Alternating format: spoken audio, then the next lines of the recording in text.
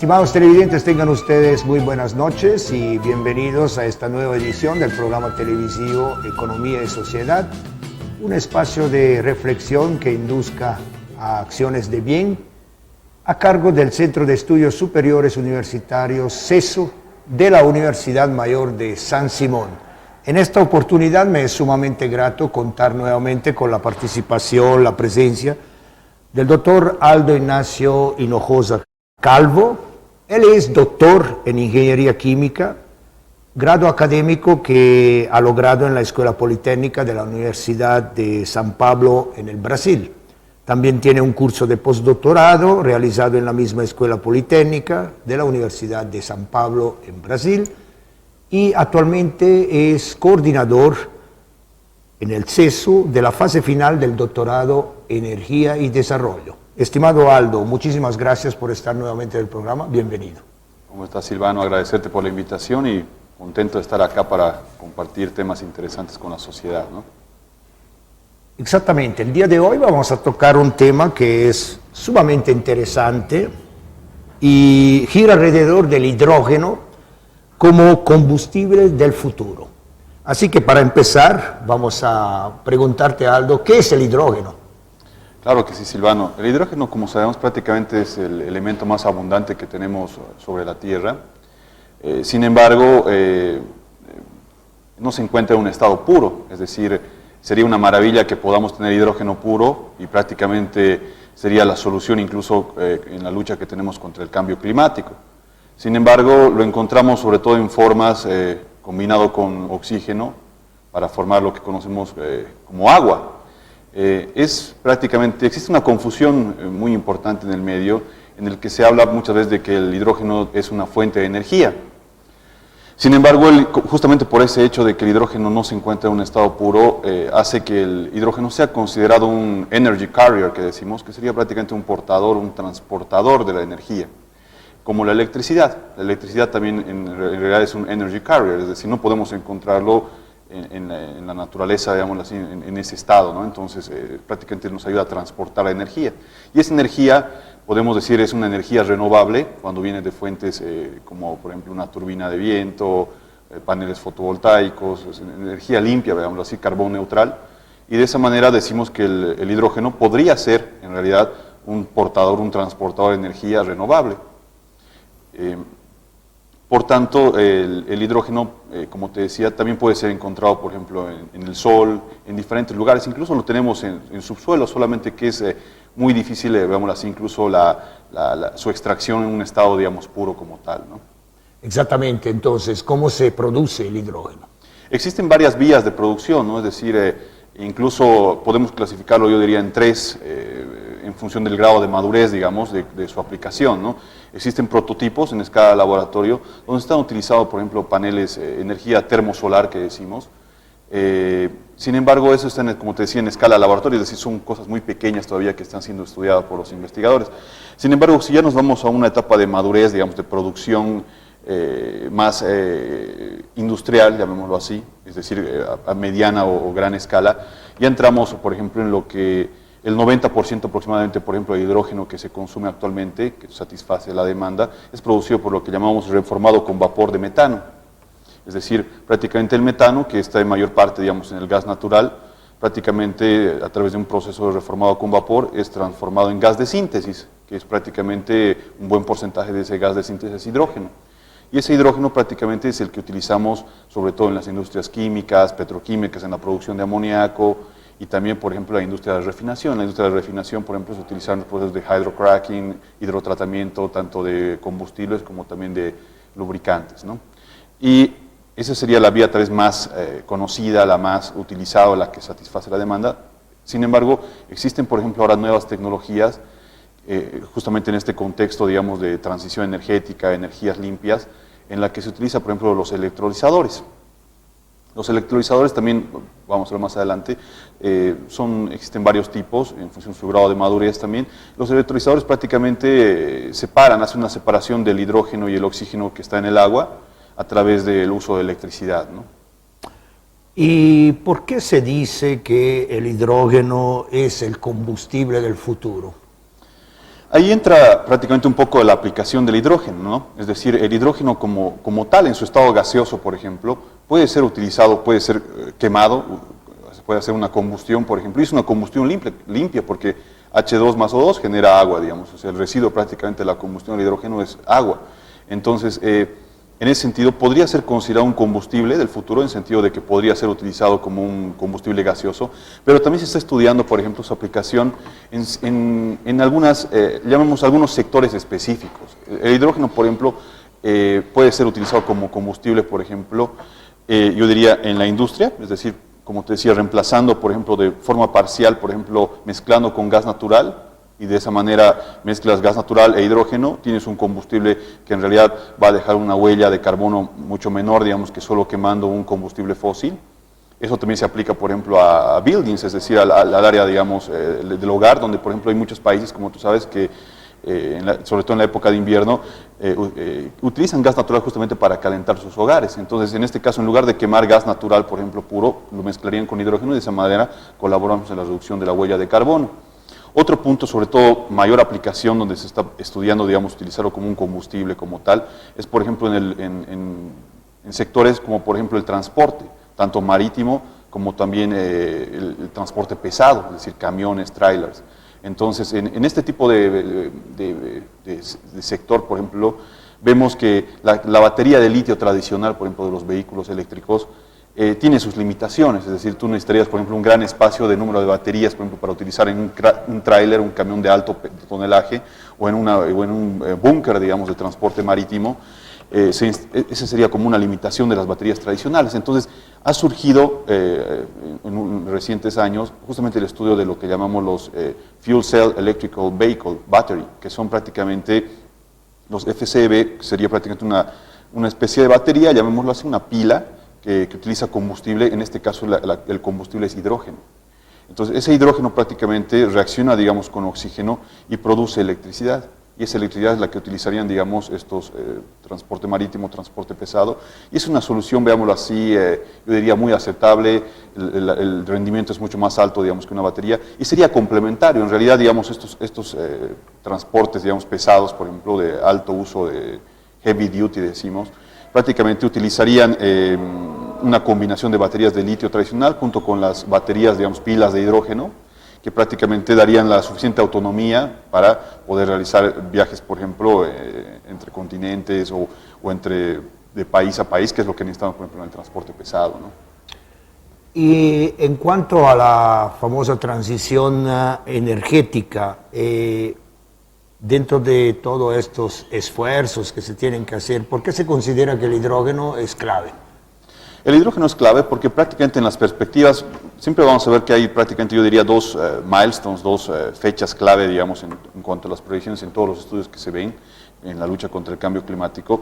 Yo diría, ya la movieron, incluso es muy interesante porque inicialmente la meta era la meta parcial, digamos así, para evaluar cómo están los resultados, digamos, en reducción de emisiones de carbono, era el 2030, evaluar 2030 y 2050. Esos eran como las metas, incluso en el Acuerdo de París, fijados, ¿no? Sin embargo, vemos que ya se recorrió un poco a 2035 y 2050. 2050 se mantiene, digamos, como el año objetivo, donde en teoría debería reevaluarse, veamos así, las emisiones totales de carbono.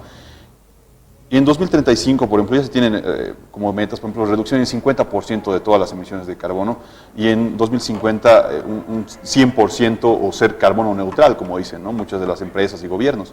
Sin embargo, vemos que el hidrógeno es clave porque en esas proyecciones de esos años se proyecta que el 2050, por ejemplo, el 20% de toda la demanda de energía deberá ser, por ejemplo, satisfecha a través del uso de hidrógeno.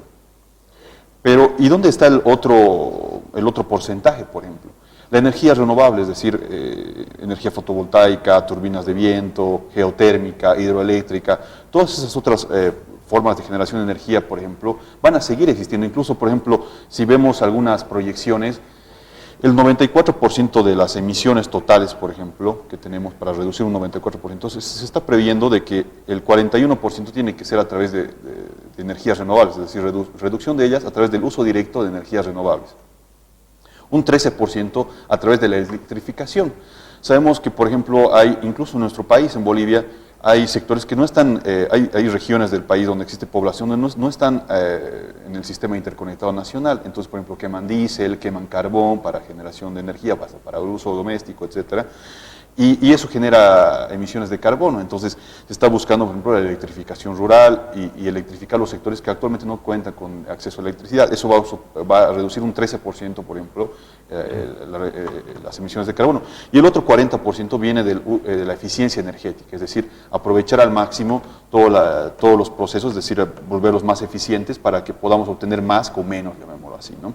Y el hidrógeno es clave porque prácticamente va a ser ese combustible que te decía, ya sea en estado gaseoso o en estado líquido, que es lo que prácticamente se está estudiando actualmente, es decir, combinarlo con algún compuesto orgánico, el hidrógeno líquido, y de esa manera reutilizar, veámoslo así, nuestra infraestructura, porque por más que haya un cambio, una transición energética, toda la infraestructura que tenemos de oleoductos, de poliductos, etcétera, se puede utilizar, como te decía, el hidrógeno líquido mezclado con un componente orgánico para reutilizarlo y aprovechar esa infraestructura que ya tenemos para distribuir el hidrógeno, por ejemplo, a diferentes regiones y sectores, ¿no?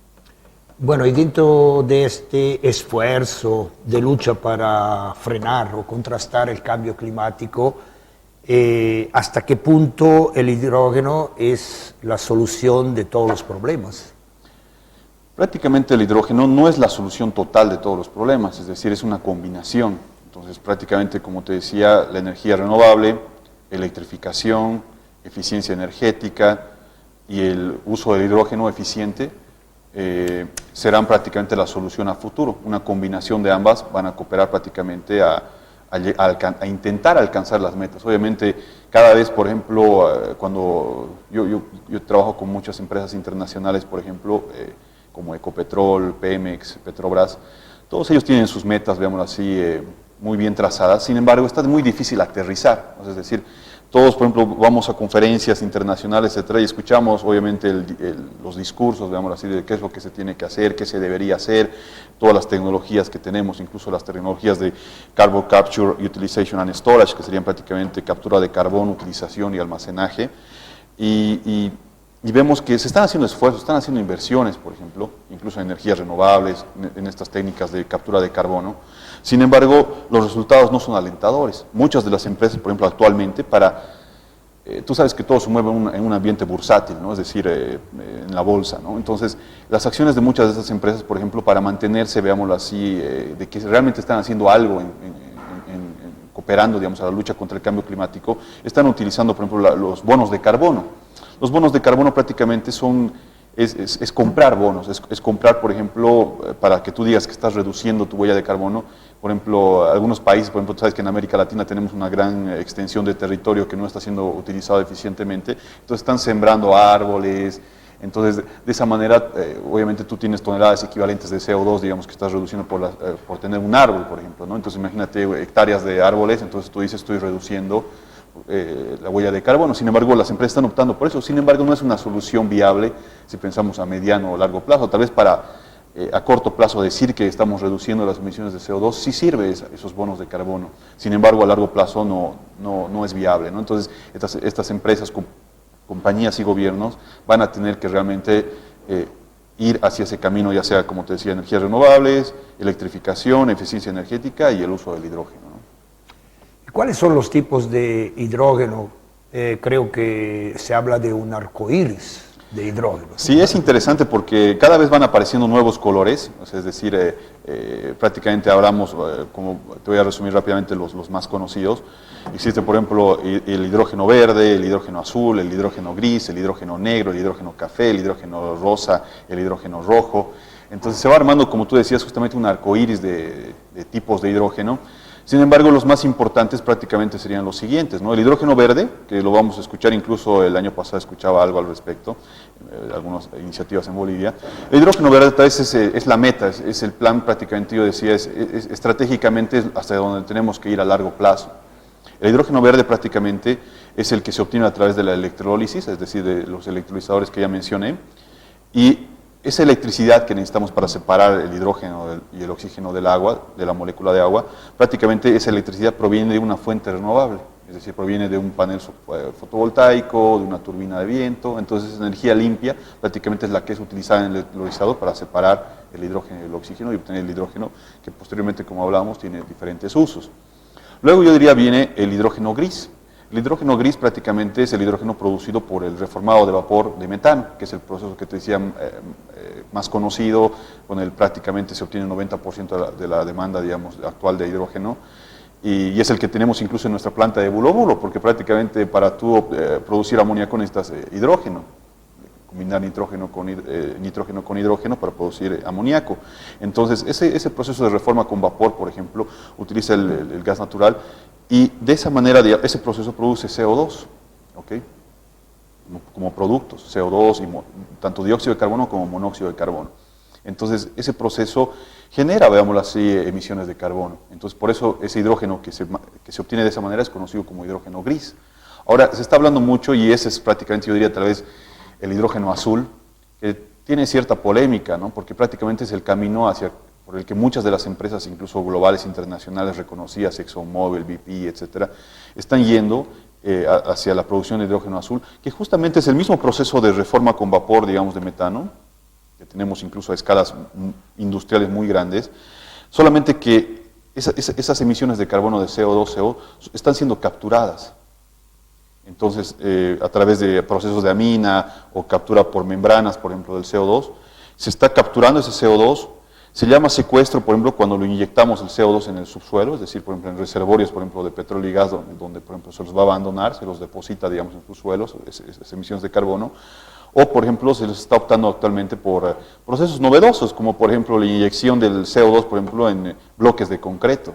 Entonces, prácticamente cuando tú lo capturas, el CO2, lo utilizas en otro propósito, o lo secuestras, lo reinyectas, digamos, al subsuelo, es como que prácticamente no se está soltando a la atmósfera como tal. Entonces, por tanto, ese hidrógeno es catalogado como azul cuando ocurre ese proceso, digamos, de captura y reutilización, llamémoslo así, ¿no? Y a nivel global, ¿qué es lo que se está haciendo, digamos así, o qué es lo que están haciendo las empresas, los gobiernos en relación al uso del hidrógeno? Prácticamente las empresas y gobiernos posicionan obviamente el hidrógeno como un componente clave, como te decía, en esta transición energética. Saben que no es la solución completa, sin embargo, por ejemplo, se están realizando ya muchos proyectos. Antes eran proyectos piloto, ahora son proyectos ya a escala industrial. Por ejemplo, en Egipto, por ejemplo, se está implementando un proyecto de 100 con electrolizadores de 100 megawatts. Entonces ya son capacidades, como te decía, bastante considerables, ya no son considerados proyectos piloto. Y justamente el electrolizador, por ejemplo, de hidrógeno, genera muchas ventajas. O sea, más allá de la producción de hidrógeno como tal, el electrolizador es utilizado como un buffer. O sea, es decir, es un equipo, yo diría, estratégico cuando tú, por ejemplo, tienes energía renovable, que por ejemplo, paneles fotovoltaicos o turbinas de viento, que generan energía, pero de manera intermitente, digamos, variable. Es decir, por ejemplo, variación en la radiancia solar o variación en la velocidad del viento, hace que la generación, veámoslo así, sea variable. Pero nosotros sabemos que en la red, por ejemplo, para ya sea clientes industriales sobre todo, necesitamos una generación estable de energía. Entonces, o en la noche, ¿qué haríamos, por ejemplo, si necesitamos de energía solar? Entonces, el hidrógeno prácticamente es considerado como un buffer, porque prácticamente te da mucha flexibilidad, por ejemplo, para tú rampear hacia arriba o rampear hacia abajo, es decir, subir o bajar la generación. Porque ese hidrógeno tú lo puedes, llamamos power to power, es decir, ese hidrógeno tú también lo puedes volver electricidad a través justamente de las fuel cell electrical batteries, ¿no? Entonces, prácticamente tú estás generando electricidad, digamos, a través, digamos, de las fuentes renovables, y tú utilizas el electrolizador para justamente dar flexibilidad cuando tú quieres. Cuando sube la demanda, tú puedes aumentar tu generación, por ejemplo, quemar hidrógeno y prácticamente producir mayor electricidad, o bajar. Entonces, una de las ventajas justamente del PEM, que es el Proton Exchange Membrane, que es un tipo de electrolizador, tal vez el que tiene mayores ventajas comprobadas, por ejemplo, al electrolizador alcalino o al de óxido sólido. Este Proton Exchange Membrane Electrolyzer prácticamente puede prenderse, veámoslo así, en segundos, es decir, su startup del equipo y apagado es muy rápido, y prácticamente puedes en segundos o un minuto, tú puedes subir a máximo o de 100 a 0%, bajar la capacidad de generación o viceversa, o incluso te da la flexibilidad, por ejemplo, en horas pico que decimos, donde por ejemplo la demanda sube rápidamente, te permite incluso trabajar a sobrecapacidad, es decir, hasta un 200% de su capacidad por 10 minutos, ¿no? Entonces, de 10 a 30 minutos. Entonces, en ese tiempo, por ejemplo, tú puedes hasta duplicar tu generación, digamos, de electricidad a través del uso del hidrógeno, o por producir más hidrógeno a través de estos electrolizadores, ¿no? Entonces, tiene ventajas y es estratégico prácticamente para el uso combinado con las energías renovables, ¿no? ¿Y a nivel de Bolivia? A nivel de Bolivia prácticamente leí algunos artículos, digamos, sobre todo en la prensa, de que, por ejemplo, el Viceministerio de Energía, etcétera, está tratando de hacer algunos proyectos, digamos, de hidrógeno verde. Sin embargo, yo lo veo muy difícil en el sentido de que no se han tomado acciones concretas, ¿no? Es decir, quedan en ideas, justamente lo que te decía que muchas veces en las conferencias en las que participo, obviamente las empresas presentan sus planes, ¿no? Todo se basa en planes estratégicos, etcétera, que está muy bien, obviamente la planificación es muy importante. Sin embargo, ¿cómo lo aterrizamos? El problema que yo veo tanto a nivel gubernamental o a nivel, digamos, corporativo de las empresas es justamente cómo aterrizamos esos planes estratégicos a acciones concretas, digamos, en campo, ¿no? Es decir, en los procesos industriales, etcétera. Entonces, todo parte, por ejemplo, de políticas, ¿no? Es decir, prácticamente tendríamos que hacer muchas reformas fiscales, tendríamos que hacer, por ejemplo, la implementación de bonos de carbono, de impuestos al carbono, y también muchos, por ejemplo, en Europa y Estados Unidos, por ejemplo, ya están saliendo incluso de los impuestos al carbono, que es un impuesto, por ejemplo, a las empresas o productivas, que, por ejemplo, por la emisión de CO2, cuántas toneladas de CO2 tú produces, por ejemplo, por mes, entonces pagas un impuesto por las emisiones de CO2 que estás dejando a la atmósfera, arrojando a la atmósfera. Sin embargo, ya se está volviendo un mercado como tal de emisiones. O sea, se ha formado actualmente un mercado de emisiones, por ejemplo, en Europa y Estados Unidos, donde prácticamente las empresas que producen menos emisiones de carbono, o como tú dices, utilizan, capturan, o sea, ven la manera de hacerlo más carbono neutral. Por ejemplo, tú tienes prácticamente cada mes, cada año, ellos tienen prácticamente un límite de emisiones de carbono. Entonces, si tú eres más eficiente, digamos, y produces menos emisiones de carbono o eres carbono neutral, puedes prácticamente hacer lo que decíamos el cap and trade, captura e intercambio. Entonces, tú, por ejemplo, tú puedes vender, es decir, imagínate, yo este mes, por ejemplo, como una empresa industrial, producí menos emisiones de carbono y tengo como un vale, imaginemos así, un bono. Entonces, ese vale que me permite emisiones de carbono, yo te digo a una empresa que es menos eficiente, y ella, por ejemplo, si es que no reduce sus emisiones de carbono ese mes o ese año, por ejemplo, estaría, por ejemplo, con multas, con una serie, incluso su imagen corporativa estaría dañada, entonces me compra, es decir, me dice, te compro prácticamente esas emisiones de carbono que has reducido. Entonces prácticamente se está moviendo un mercado de intercambio donde las empresas prácticamente más eficientes van a poder vender prácticamente lo que están logrando capturar o reducir en emisiones de carbono. Entonces se va a volver prácticamente como te decía, un mercado en el que tú puedes intercambiar cuán eficiente eres en cuanto a la reducción o eliminación de las emisiones de carbono, ¿no? Entonces en Bolivia estamos a un comienzo del camino. Estamos a un comienzo. Obviamente en energía renovable conozco que hay varios proyectos que se han realizado, están implementados, etcétera. Sin embargo, hablar ya, por ejemplo, de la producción de hidrógeno en los electrolizadores solamente acaba en una etapa, digamos así, de planificación, de acciones estratégicas en un futuro, pero nada, veámoslo así, concreto, digamos, o que se esté pensando prácticamente hacer al menos un proyecto piloto, nada de ese estilo, ¿no?